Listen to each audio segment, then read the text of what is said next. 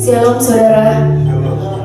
Mari seberapa kita yang ada, kita datang kepada Tuhan, kita hampiri Tuhan, kita mau masuk ke dalam hadirat Tuhan, kita mau datang menyembah Tuhan,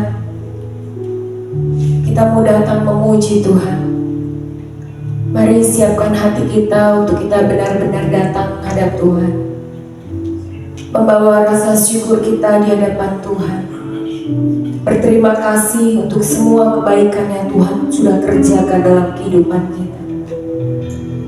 Sebab Allah yang Maha Kudus, yang bertahta di dalam kerajaan surga, Allah yang mulia, Allah yang agung, Allah yang layak disembah, Allah yang layak dipuji dan diagungkan.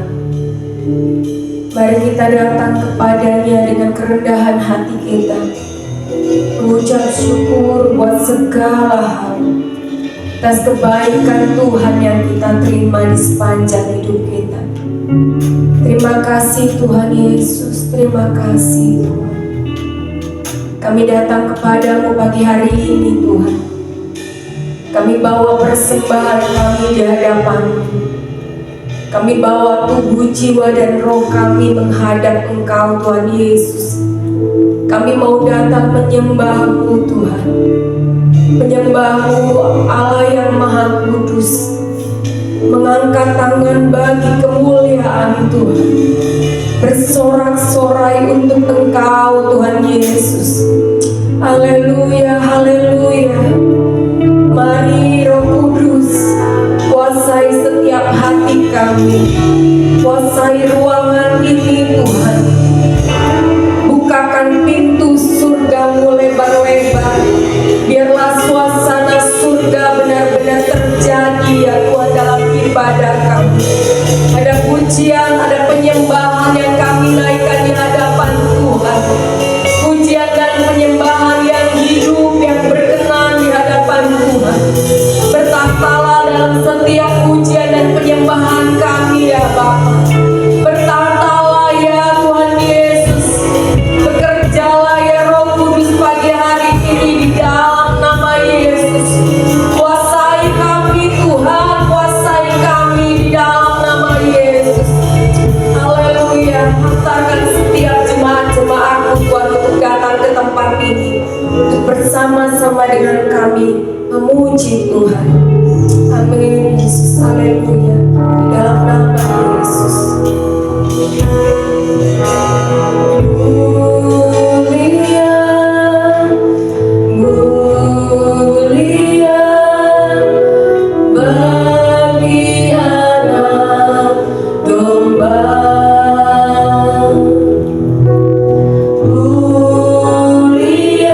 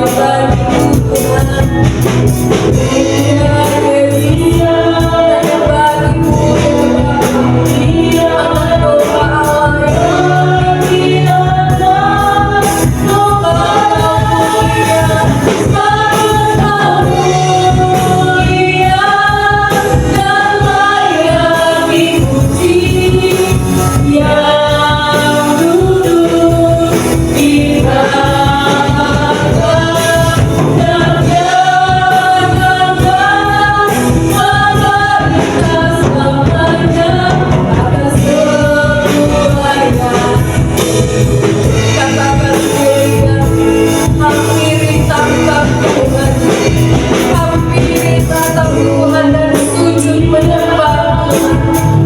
Haleluya Yesus, haleluya.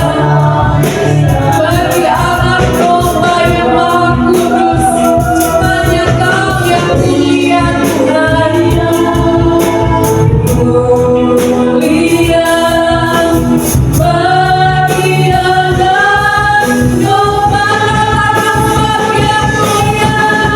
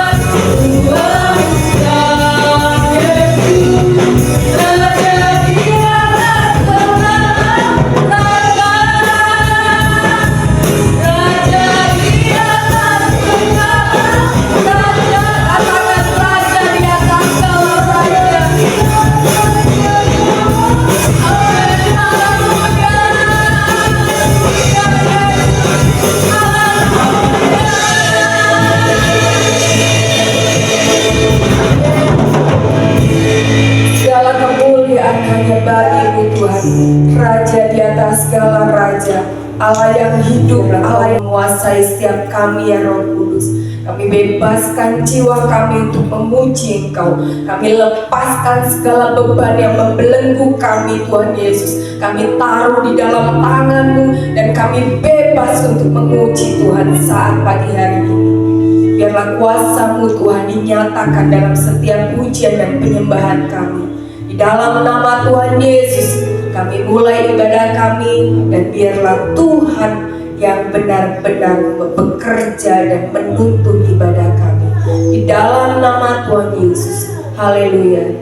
Amin. Siap memuji Tuhan saudara pagi hari ini?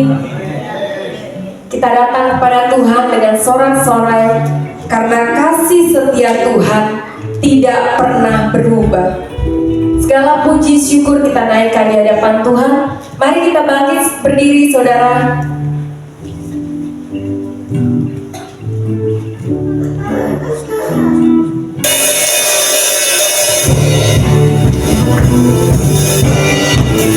Mari kita puji Dia, memuji Tuhan, mengucap syukur kepada Tuhan. Haleluya. Segala puji syukur hanya bagi-Mu.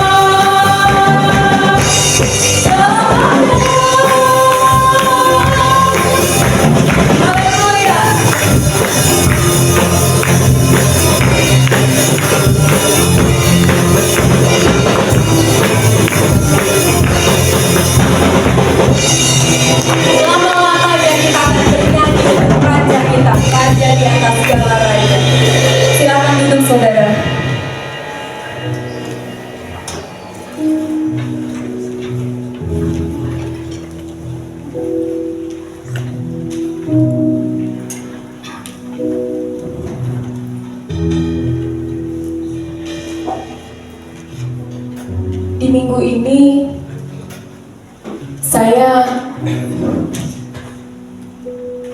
dikasih tema dari gereja untuk saya pimpin pujian. Dari awal saya sudah diingatkan tentang lagu ini, tapi saya tidak berani untuk menyanyikannya karena lagu ini sangat berat untuk saya menyanyikannya. Dikatakan bahwa meskipun Tuhan tidak menolongku, meskipun jawaban dari setiap doaku tidak terjadi, tapi aku memilih untuk tetap percaya kepada Tuhan. Dalam perjalanan hidup saya sepanjang tahun ini, kami mengalami pergumulan yang berat di hadapan Tuhan. Dan jujur, saya takut menyanyikan pujian ini. Tapi satu hal, Tuhan bilang, nyanyikan saja.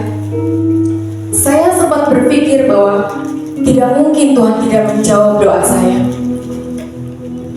Tidak mungkin rasanya Tuhan mengabaikan setiap doa saya. Tapi itulah yang terjadi. Selama setahun kita bergumul, kita doa puasa, kita belum melihat apa yang kita doakan itu dijawab oleh Tuhan. Tapi satu hal yang saya alami, bahwa semakin saya ditekan oleh Tuhan, dalam arti bukan Tuhan yang menekan saya, maksudnya persoalan itu menekan saya, dan Tuhan rasanya belum kasih jawaban terhadap saya. Semakin saya tertekan dan sepertinya dilimitkan benar-benar di batas kemampuan saya semakin kuat di dalam Tuhan. Saya merasa semakin tenang di dalam Tuhan.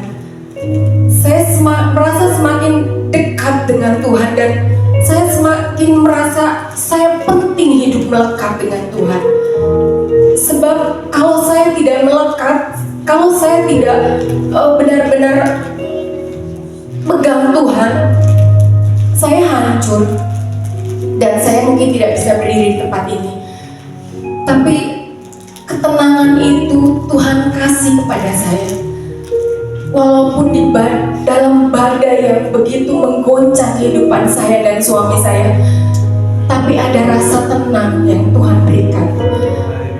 Jadi tetaplah percaya, saudara. Dalam setiap badai yang kita alami, walaupun Tuhan belum menjawab doa kita, walaupun Tuhan tidak menolong kita, walaupun Tuhan seakan-akan diam saja dan tidak berbuat apa-apa, tapi tetaplah setia kepada Tuhan. Tetaplah melekat kepada Tuhan. Karena percayalah bahwa rencana Tuhan tidak akan pernah gagal dan tidak pernah mengecewakan kita. Seringkali doa kita maunya instan, tapi Tuhan mau itu membereskan hati kita terlebih dahulu, supaya kita siap ketika Tuhan menjawab setiap doa-doa yang kita naikkan di hadapan Tuhan. Tetaplah percaya kepada Tuhan, tetaplah berharap kepada Tuhan. Karena saya merasakan bahwa dalam situasi yang tidak baik-baik saja, Tuhan tetap setia. Jika Tuhan setia, kita juga harus setia kepadanya. Tetaplah hidup melekat kepadanya. Kalau Tuhan tidak menolong kita, seperti Sadrak, Mesak, dan Abednego ketika mereka dilemparkan ke dapur api, tetaplah percaya dan tetaplah sembah Tuhan. Jangan pernah kecewa kepada Tuhan, karena Tuhan tidak pernah mengecewakan. Kita yang sering mengecewakan Tuhan. Jangan pernah kecewa kepada rencana Tuhan, karena rencana Tuhan yang terbaik dalam hidup kita. Walaupun rencana Tuhan tidak sesuai dengan rencana kita, tetaplah setia kepada Tuhan. Yakini pujian ini dan hidupi untuk untuk kita mendapatkan kekuatan, untuk kita tetap mengucap syukur kepada Tuhan. Haleluya Yesus.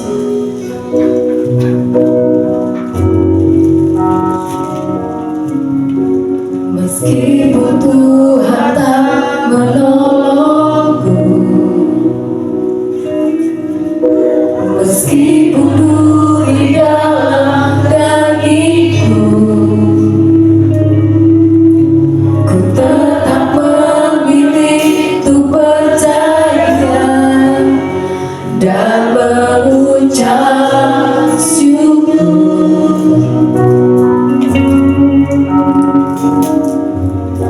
Meskipun doaku tak terjawab,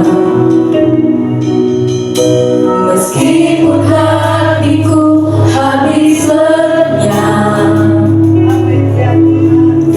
ku tetap memilih untuk percaya dan mengucap syukur. Berkali-kali Tuhan menolong. Berkali-kali Kau menolong, berkali-kali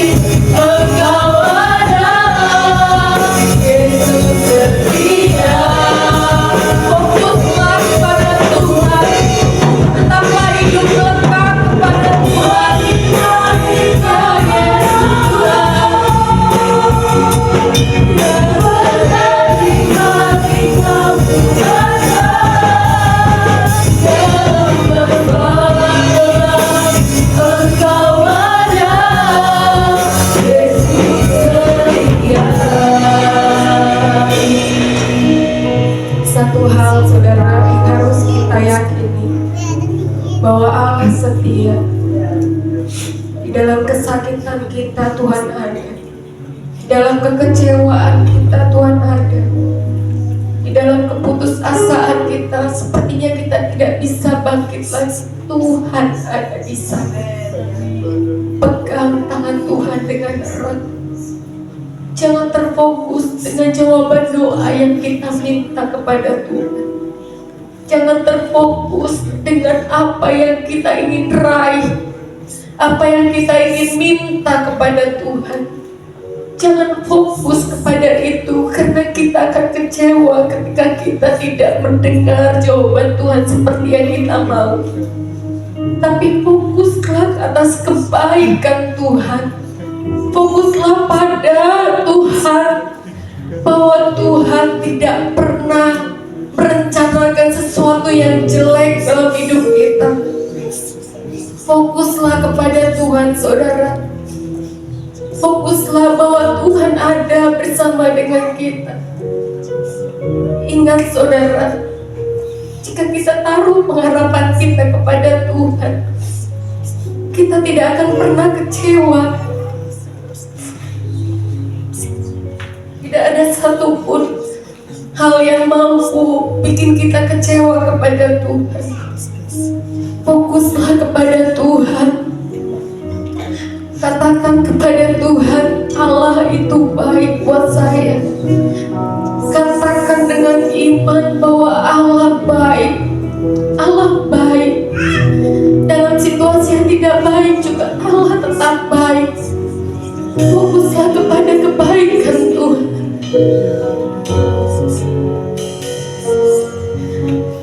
Ya Allah baik, Yesus. Ya Allah baik. Ucapkan dengan hatimu.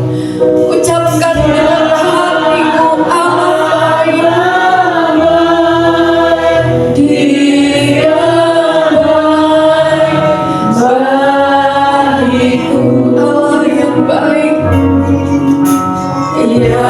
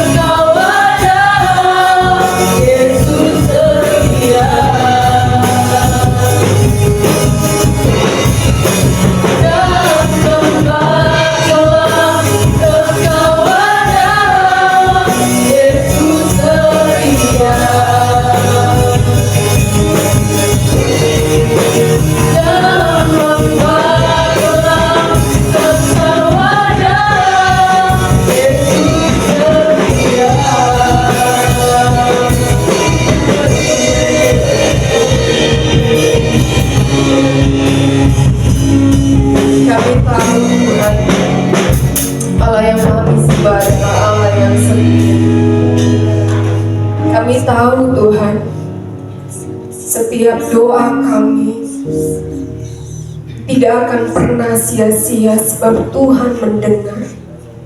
Dan kami percaya,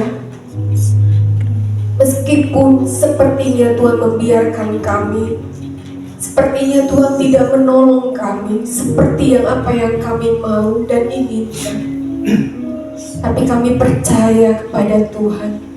Kami tetap mau mengucap syukur kepada Tuhan.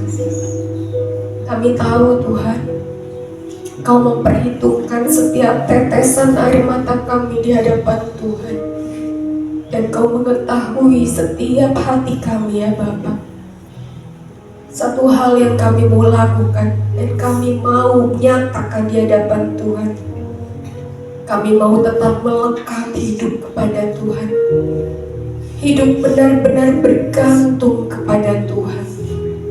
Karena disitulah ada kekuatan, disitulah ada pengharapan, disitulah ada Tuhan Yesus terobosan yang kami bisa lihat.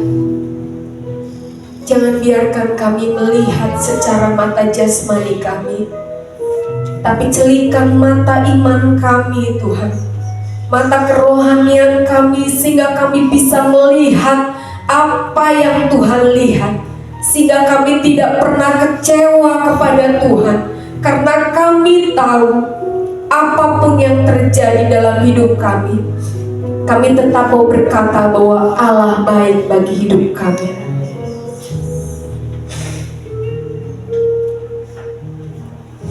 Terima kasih Tuhan Yesus, terima kasih Bapa. Segala puji syukur kami naikkan di hadapan Tuhan. Ucapan syukur kami ini Tuhan, karena kebaikan Tuhan yang melampaui dari batas yang sudah kami terima. Pengorbanan-Mu Tuhan terlebih penting bagi kami, terutama bagi kami, bahwa hidup kami diselamatkan dan dimenangkan oleh darah Yesus. Semua masalah kami sudah Engkau tanggung di atas kayu salib. Kau sudah membebaskan kami dan Kau sudah memerdekakan kami.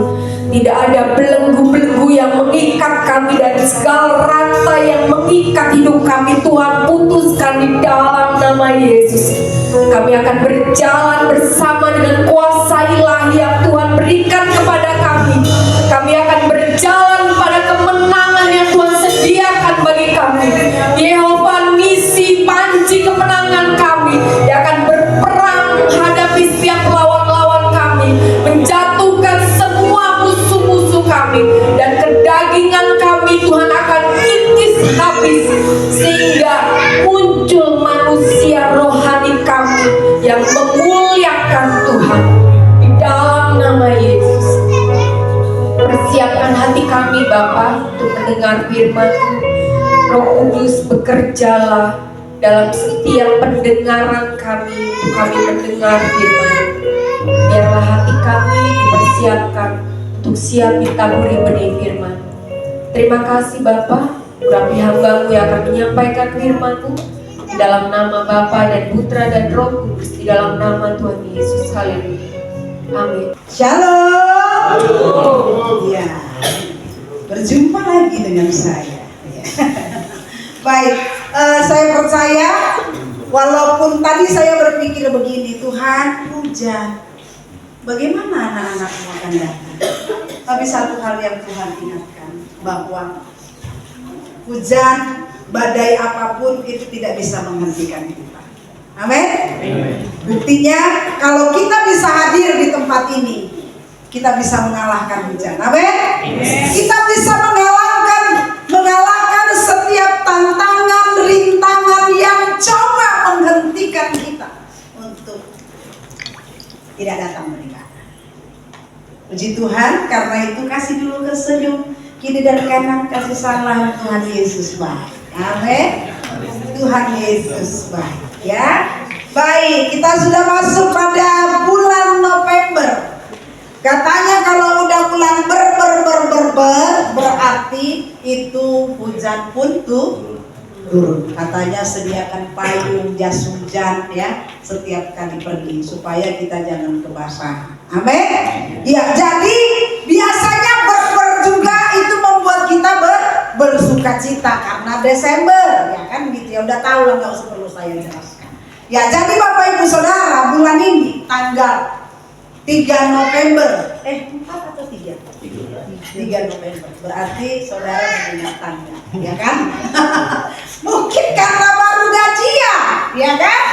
Karena baru gajian, baru awal bulan, duit di dompet masih tebal, senyumnya pun masih belum mahal, ya kan? Tapi kalau udah, ada yang belum gajian katanya, tapi sebentar lagi tetap tersenyum karena akan gajian, nggak mungkin nggak gajian, ya kan? Ya kan? Ya, jadi kalau hidup kita ditentukan dengan tanggal gajian dan dompet tebal, repot ini, ya, repot. Karena itu saya mau kasih tahu pada hari ini, mau tanggal tua, tanggal tengah tua, tanggal muda ya, tengah muda, ya, tetaplah tersenyum. Tadi lagu dikatakan ya Allah baik, dia Allah baik, dia Allah baik, dia baik bagiku. Kalau awal bulan Allah baik, tengah bulan Allah baik, akhir bulan juga Allah baik. Karena itu, apa yang membuat kita berat untuk senyum? Ya? Apa yang membuat kita sulit kadang-kadang gini? Kita bulan ini berbicara tentang menjaga kesetiaan dalam hidup. Kalau kita berbicara tentang kesetiaan, mudah dilakukan atau sulit? Halo? Kesetiaan itu mudah dilakukan atau sulit? Mudah diucapkan, sulit dilakukan, betul? Mudah untuk mengucapkannya. Kesetiaan. Berkali-kali ada banyak orang mengucapkan janji setia di hadapan mimbar, di hadapan altar gereja. Aku akan setia baik susah maupun senang, baik sakit maupun sehat. Kalau kita cek, ada banyak orang yang tidak setia, bukan? Mengucapkannya gampang. Yang melakukannya sulit. Karena itu Bapak Ibu Saudara, sebenarnya ini bukan menjadi waktu saya berdoa tentang tema untuk bulan November. Tuhan, tema apa ya? Baru kemarin kita kan menjaga bagaimana membangun kehidupan yang bertumbuh ya. Jadi saya yang lupa. Ya pokoknya itu, tapi kelanjutannya apa ya Tuhan? Saya bilang begitu. Nah, Tuhan berbicara tentang satu clue, yaitu kesetiaan. Hari ini dan waktu saya mau mengangkat tema tentang kesetiaan, ternyata benar kesetiaan itu tidak mudah. Mungkin dia tidak meninggalkan Tuhan, tapi kesetiaannya ada di dalam komunitas yang bisa membangun hidupnya, yang membuat hidupnya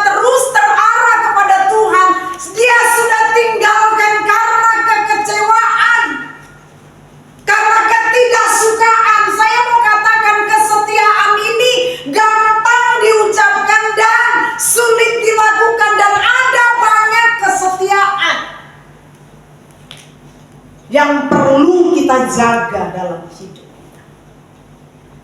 Sepanjang 1 bulan ini kita akan belajar bagaimana menjaga kesetiaan. Kesetiaan apa saja sih yang perlu kita jaga?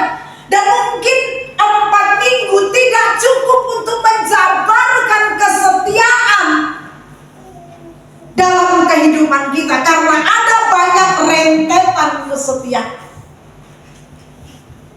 Tapi garis besar saya akan bagikan pada minggu ini dan minggu-minggu selanjutnya sampai akhirnya. Dan saya tidak tahu, sampai tadi pagi saya sempat berpikir, Tuhan apa dilanjut sampai ke Desember ya tentang kesetiaan. Saya tidak tahu, saya belum tahu. Karena waktu itu, waktu pas tadi pagi saya doa, secara pribadi saya dapat ya tentang hal yang seperti itu. Ternyata ada banyak kesetiaan yang perlu kita jaga. Kita akan belajar hari ini.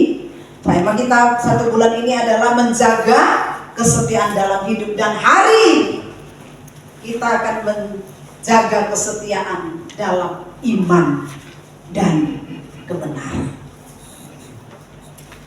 Itu adalah fondasi utama kesetiaan yang perlu kita jaga dalam hidup, iman. Karena banyak orang meninggalkan iman karena uang, karena jabatan, karena perempuan. Ada banyak orang meninggalkan iman.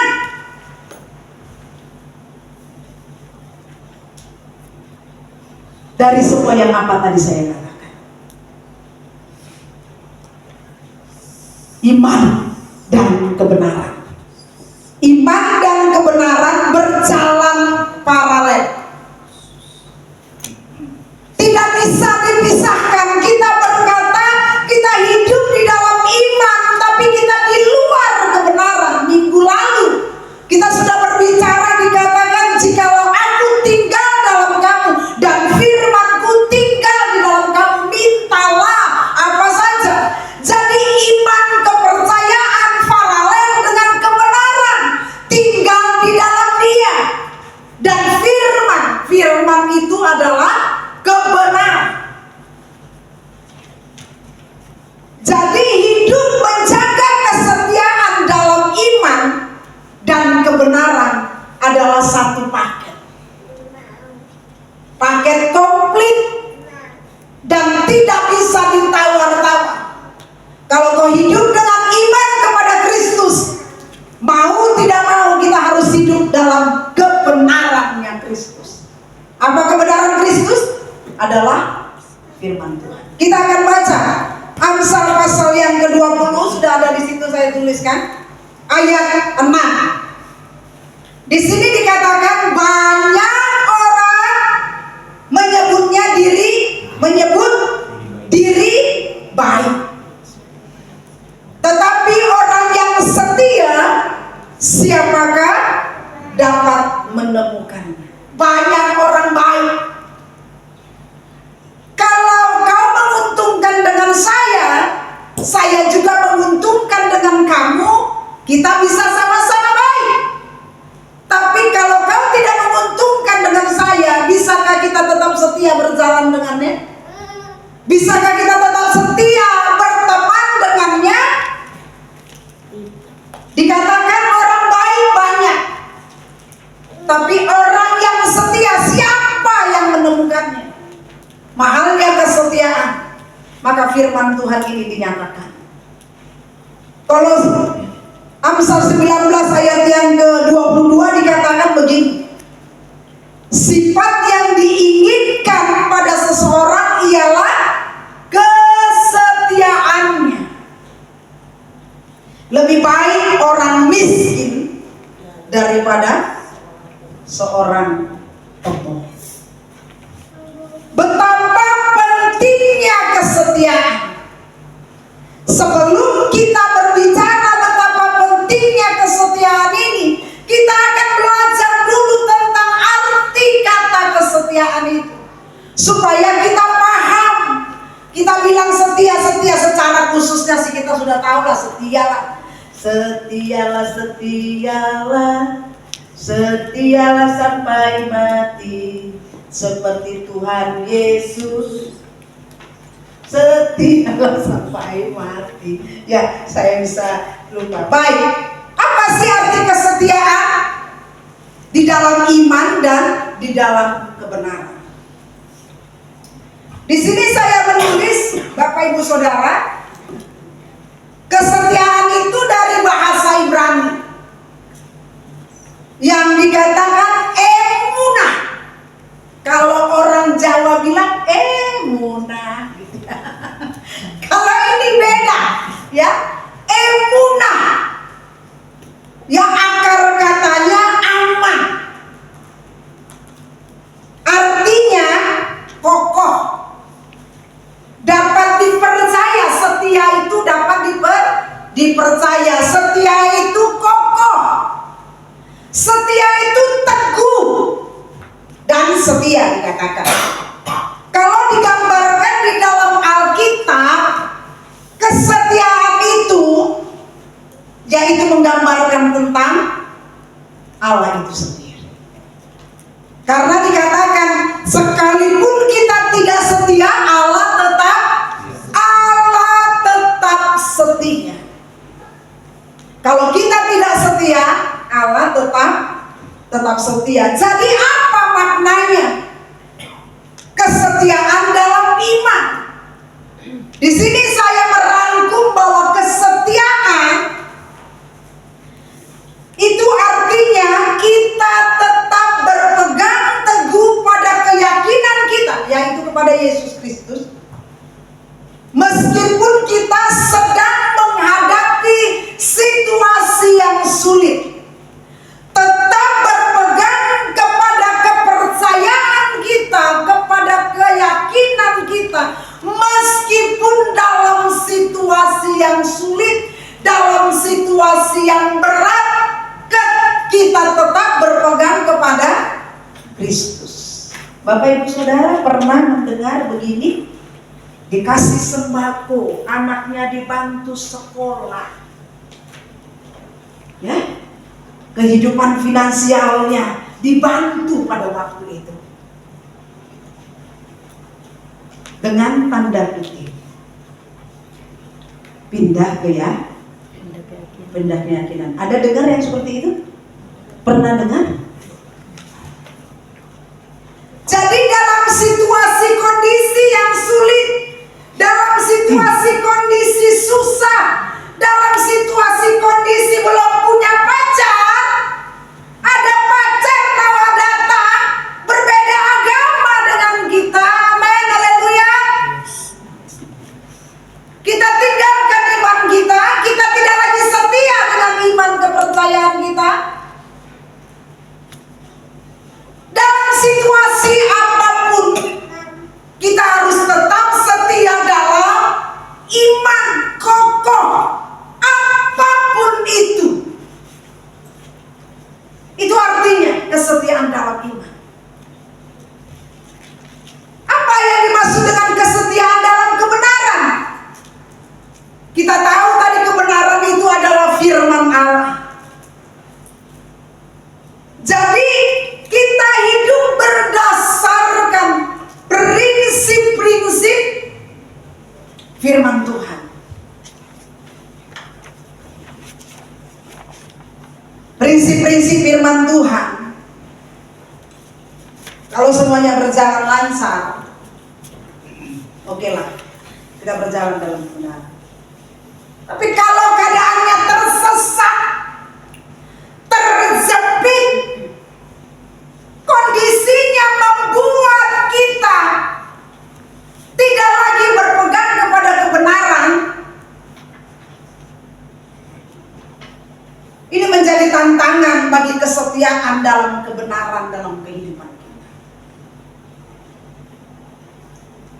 Kita hidup berdasarkan prinsip-prinsip firman Tuhan apapun situasinya. Menyimpang atau menyusahkan diri dengan standar dunia itu adalah satu hal yang tidak sejalan dengan kesetiaan dengan kebenaran. Tapi tetap teguh pada standar kebenaran. Pada saat kita tetap menjalankan hidup dalam kebenaran dengan arti begini, saya sering bilang, tidak untuk dosa, ya akan Tuhan. Terjepit atau tidak terjepit, terdesak atau tidak terdesak. Prinsip pegang firman Tuhan, pegang kebenaran, itu sudah harus menjadi bagian dalam hidup kita. Amin. Itu sudah harus menjadi bagian dalam hidup kita.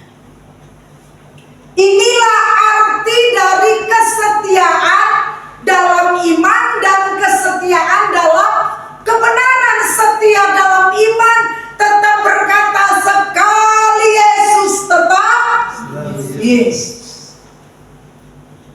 Di dalam kebenaran tetap firman Tuhan berkata tidak akan dosa, tidak akan yang bertentangan dengan kebenaran firman Tuhan. Itu adalah arti dari kesetiaan terhadap kebenaran. Berkata tidak akan dosa. Jangan menimbang-nimbang. Inilah Tuhan. Jangan ajak Tuhan kompromi dengan kebutuhanmu, memaksa untuk melanggarkan firman Tuhan. Jangan, karena Tuhan tidak pernah bisa diajak kompromi tentang ketidakbenaran.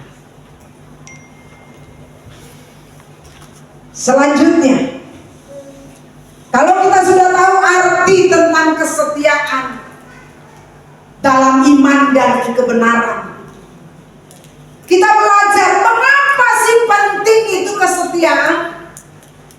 Mungkin seseorang yang akan menjalin hubungan, kalau dia bilang begini, tapi aku gak akan setia loh dengan kamu, satu saat aku bisa tinggalkan kamu loh ya. Kira-kira Bapak Ibu Saudara mau jalan gak dengan orang yang seperti itu? Ada yang mau jalan?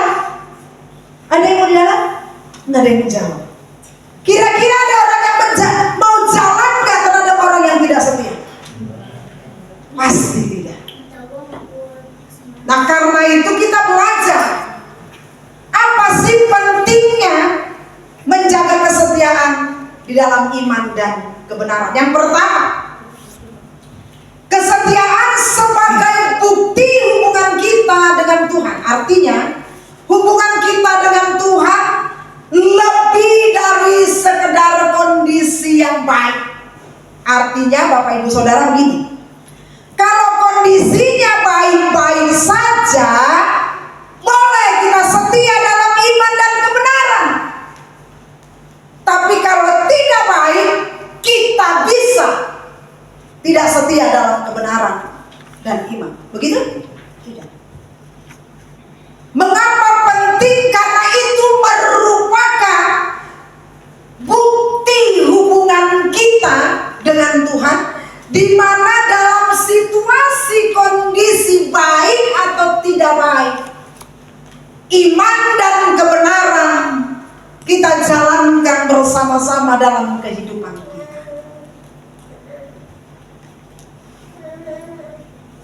Mengapa penting? Yang pertama saya mau katakan, karena itu merupakan bukti. Kalau kau benar-benar sayang padaku. Ada kan lagunya? Ada buktinya. Kalau nggak ada buktinya, ada banyak orang begini. Nggak yakin aku kalau dia cinta sama aku. Kenapa? Apapun yang kulakukan nggak pernah nanya udah makan di mana dan segala macam. Mungkin kalau aku pun tidak ada, itu nggak akan berpengaruh atas hidupnya.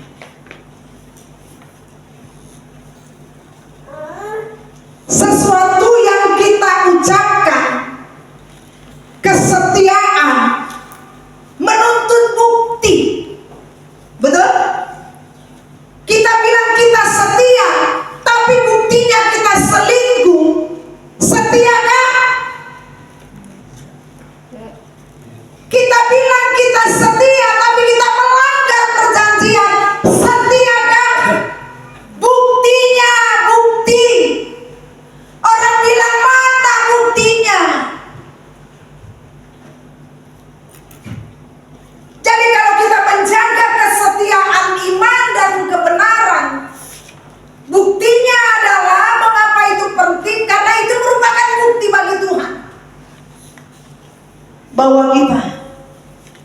dalam semua kondisi apapun kita tetap setia percaya kepadanya. Yang kedua,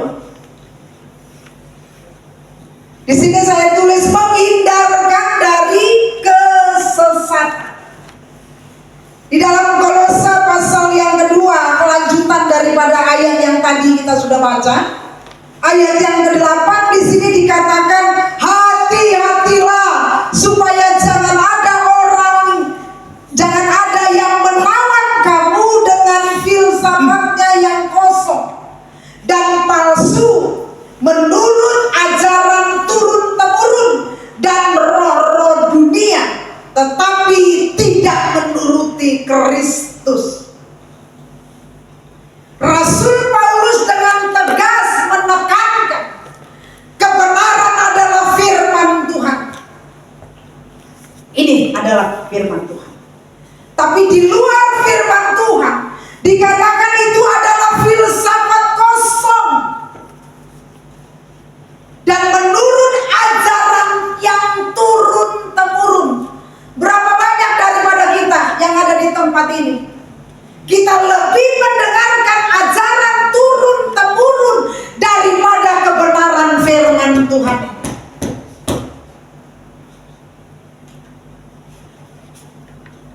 Ada banyak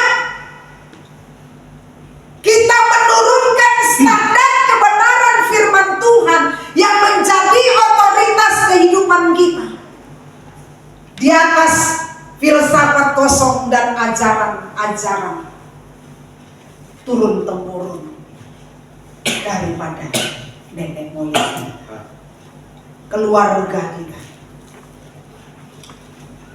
Dan mungkin kalau saya kupas satu persatu, dan mungkin pernah juga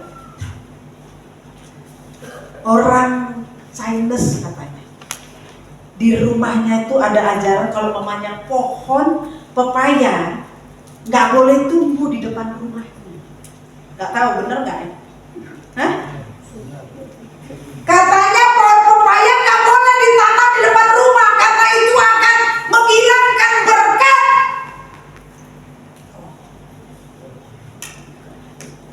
Kalau saya kupas lagi, Bapak Ibu Saudara, orang kalau barusan melahirkan ditaruh di tangannya kancing peniti dan segala macam gunting. Emang bisa setan digunting?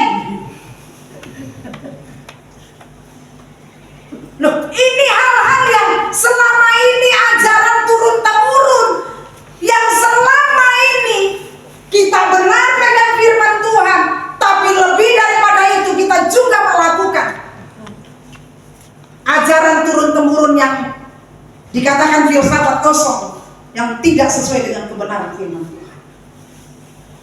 Mau pindah rumah, mau masuk rumah, lihat tangga, lihat pensuinya. Betul?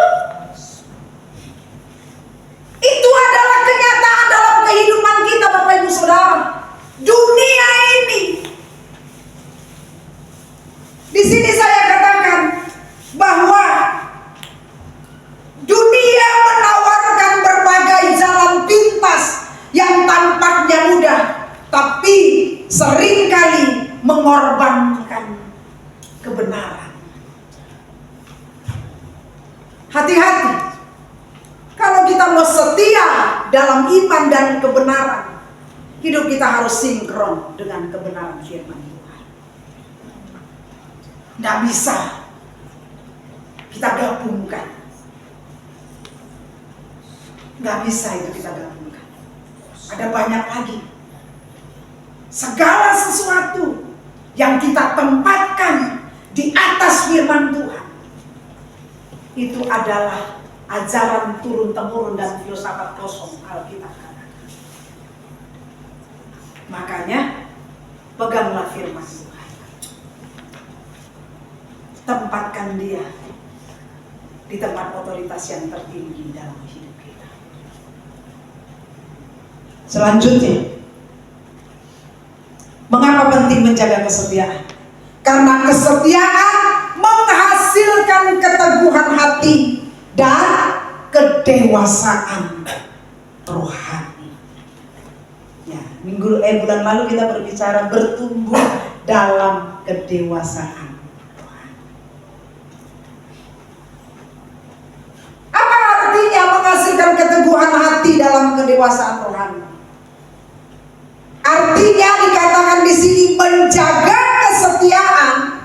Kita semakin mengenal Tuhan melalui pengalaman-pengalaman sulit yang kita hadapi bersama dengan Tuhan. Seperti tadi yang dikatakan oleh Bu Ina, ada banyak masalah yang dihadapi, itu merupakan pengalaman sulit. Satu hari dia bisa bersaksi, tetap setia di dalam Tuhan, tetap setia di dalam kebenaran. Lihat Allah bekerja dan Tuhan akan menyatakan dirinya dalam kehidupan mereka. Karena Allah adalah setia. Orang yang mengandalkan Tuhan, orang yang berharap kepada Tuhan akan menuainya. Tidak mungkin tidak. Tidak akan mungkin tidak menuai. Kalau kita setia dalam iman dan kebenaran, jalan saja. Meskipun Tuhan belum menjawab, waktunya Tuhan pasti akan menjawab. Itu adalah mengapa penting kita menjaga kesetiaan dalam iman dan kebenaran. Yang terakhir, arti kesetiaan kita sudah tahu, emunah. Kalau dalam perjanjian baru dikatakan pistis, ya. Kesetiaan itu pistis dalam bahasa Yunani. Dalam bahasa Ibrani itu dikatakan emunah. Ya. Kita sudah tahu artinya, kesetiaan itu tetap teguh, tetap kokoh dalam situasi apapun juga. Ya. Dan hari ini bagaimana kita menjaga kesetiaan dalam iman dan kebenaran. Berkali-kali kita tidak pernah lepas dari kebenaran firman Tuhan yang menjadi bagian untuk kita tetap setia dalam kehidupan kita. Kita baca di dalam Kolose pasal yang kedua ayat yang ke-6 sampai ayat yang ke-7. Di sini dikatakan kepenuhan hidup dalam Kristus. Kamu telah menerima Kristus Yesus Tuhan kita. Karena itu hendaklah hidupmu tetap di dalam Dia. Kita yang sudah menerima Kristus di dalam diri kita, hendaklah kita tetap di dalam Dia. Tetap berarti setia, tetap berarti tidak meninggalkan. Amin. Itu artinya. Dan bukan cuma itu saja, cara menjaganya dikatakan hendaklah kamu berakar. Ternyata Bapak Ibu Saudara, untuk kita bisa menjaga kesetiaan, kita berakar di dalam Dia. Artinya hidup kita ini senantiasa melekat dengan Tuhan.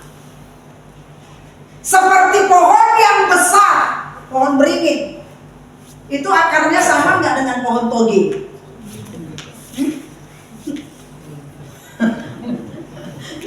Pohon beringin yang besar, yang kena badai, angin topan, tetap aja cuma goyang-goyang gini ya. Saya kadang-kadang melihat pohon kelapa itu luar biasa. Apa saya melihat? Oh, saya senangnya memanjat jambu. Tadi Bu Ika dengan sengaja memfoto saya sebelum saya khotbah. Saya manjat jambu dulu. Ada. Jadi waktu pas saya manjat jambu, saya lihat di belakang sana ada pohon kelapa. Tinggi kan, terus angin kan. Bukan tadi ya.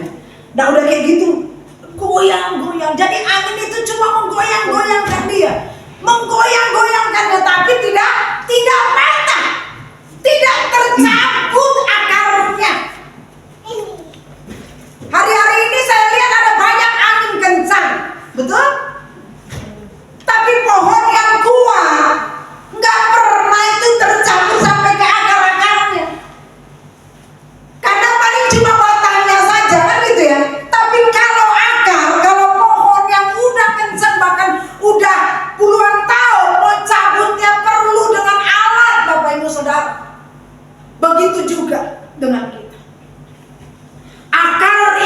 kita akan hidup kebenaran akan firman Tuhan.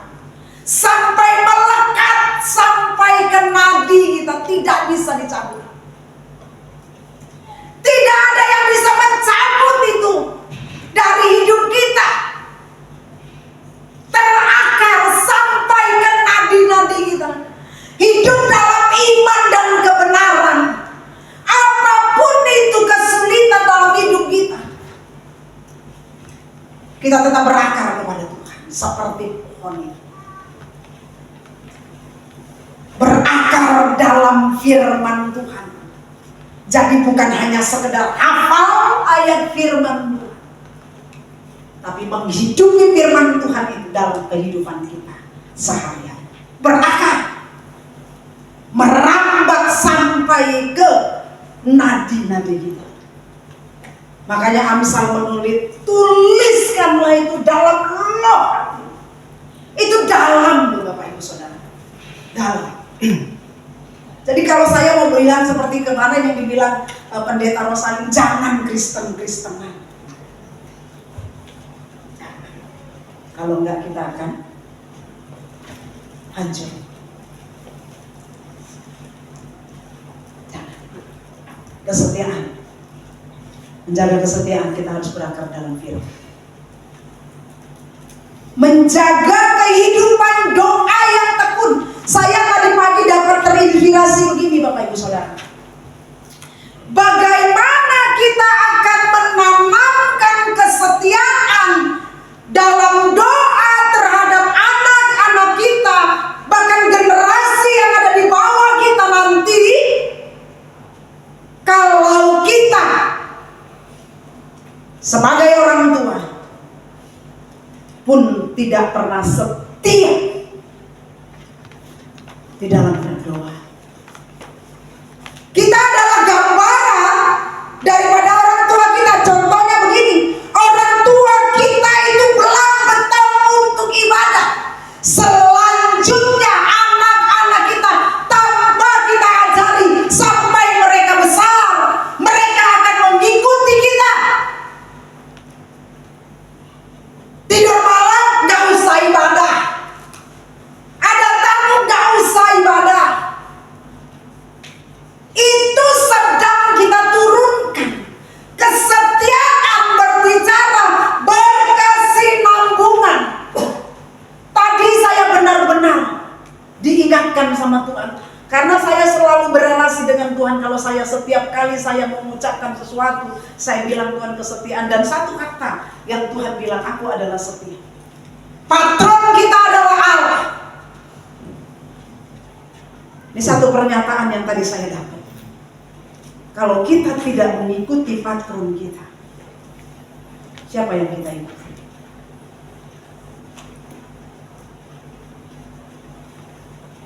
Allah sifatnya setia. Kalau kita tidak setia, berarti kita sedang mengikuti siapa? Kita jawab sendiri. Kita sedang mengikuti siapa kalau kita tidak setia? Kalau kita mau, satu hal ya. Nah ini anak saya Grace, bukan saya puji dia karena anak saya ya, bukan. Tapi satu hal yang selalu saya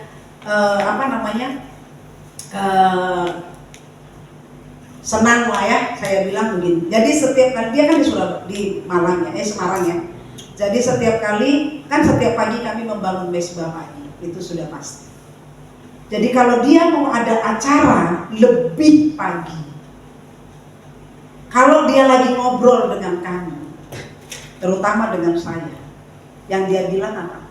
Bukan mama ini nanti kepagian, berarti nggak usah doa. Enggak. Nggak pernah dia bilang nggak usah doa.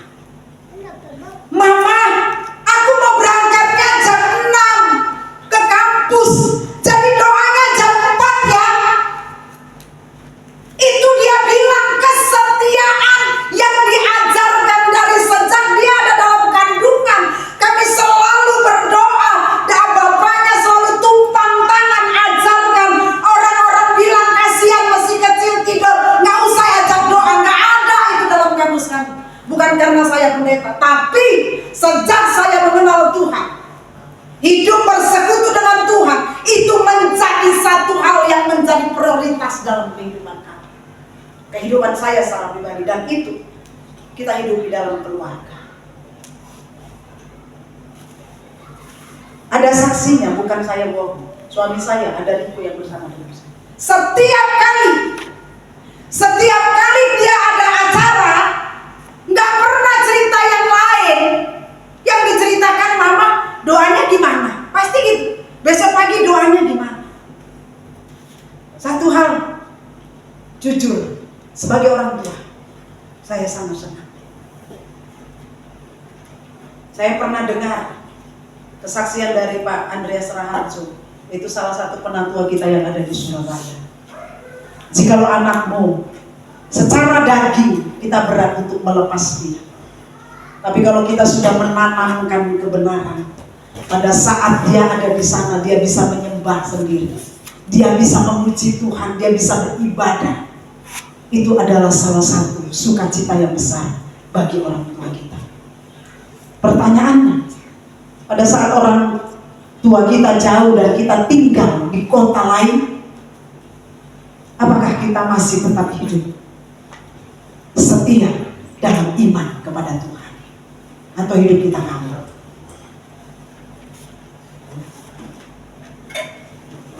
Kesetiaan menjaga kehidupan doa yang tekun. Jangan pikir sepanjang itu masih anakmu, kita masih punya otoritas paksa untuk hal-hal yang rohani. Jangan ada doa sendiri, jangan. Kalau kita masih bisa doa bersama dalam keluarga, kenapa nggak kita lakukan? Harus kita mau melakukannya, setia lakukannya, dan anak juga melihat itu. Jadi kalau dia jauh daripada kita, dia bisa lakukannya sendiri. Sekarang gampang, ada video call tiap hari, kita bisa berdoa bersama. Berdoa, menjaga kehidupan doa yang tekun. Caranya, menjaga kesetiaan dalam iman dan kebenaran. Yang ketiga, bersekutu dalam komunitas iman. Kesetiaan terhadap komunitas itu perlu. Jangan pindah-pindah gereja, amin. Sebentar di sini, sebentar di sana. 1 tahun nggak tahu berapa kali kita pindah gereja. Komunitas iman kita perlu bertumbuh di dalam. Yang terakhir, bergantunglah pada Roh Kudus. Roh Kudus penolong kita. Roh Kudus memampukan kita untuk kehidupan tetap setia di dalam iman dan kebenaran. Roh Kudus memampukan kita. Kalau kita sudah tidak mampu, Roh Kudus mampukan. Yang penting kita bisa menguasai diri. Amin. Penting menjaga kesetiaan dan iman dan kebenaran. Kita sudah belajar akan hal ini. Sekarang kita mau hidup setia, setia dalam beribadah, setia dalam berdoa, setia dalam membaca Firman. Karena itu penting dalam kehidupan. Amin. Tuhan Yesus memberkati kita semua.